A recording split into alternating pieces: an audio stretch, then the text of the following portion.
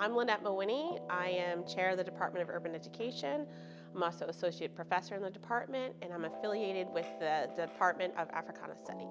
I have very different research areas, but my main one is looking specifically at the professional lives of teachers of color that work in urban sectors. A lot of this came out of the fact that I, as a Black woman, was a teacher in the school district of Philadelphia, and I was really interested in what do the professional lives mean, and also recruitment and retention of teachers of color specifically. So my current project is looking at photo voice. Photo voice is a way where you give participants a question and they go out into the world with cameras and actually capture with image how they would answer that question. And so this upcoming project will be working with teachers of color to give them questions around what does it mean to be a teacher of color now in America? And what do they get out of their experience of being a teacher? And they'll answer with photography. I think everyone has a part of them that wants to write a children's book, because once I wrote one, everyone keeps talking about how do I do this. But I write children's books because I wanted to put books into the world that I wanted to see people who look like me. I wanted to see that in classrooms and in homes. And so I started with my first children's book, the picture book called Lulu, the One and Only.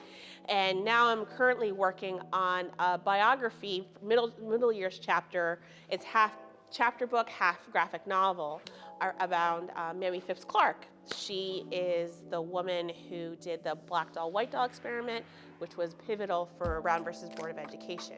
It's been super rewarding. I think as faculty, we write these scholarly things that truthfully, my mama has not read a thing, but she's read my children's book, right? Like everyone can engage with it. And so that's what's really exciting. With our department, it's a really exciting time right now. We are growing. We are now 11 faculty. We used to have one program, now we have 9.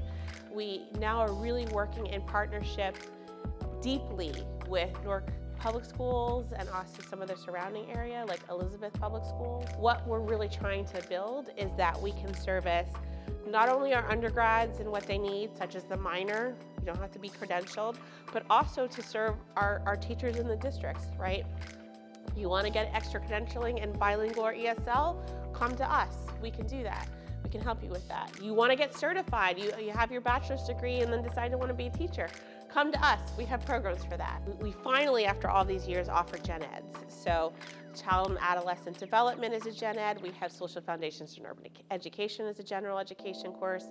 Education social change among the Black diaspora, history of African American education. These are all options that are gen ed and they're open to any students. So come on out and find out about us. We also have a minor now, Foundations of Urban Education, which is great because we've had students who are interested in learning about education, but they don't want to be teachers, because a lot of different majors intersect with education. Public health, right? COVID's a great example of that. Education's a huge part of that. Communication majors and education intersecting. Art fields, people want to be journalists and write about education. Now this minor is a way that they can study education, but not be teacher credentialed, right? How can these understandings of what it means in urban education work for their major? I am a 3rd degree black belt in Taekwondo. I competed at the national level up until 9 years ago, where I fractured my hand at the World Cup.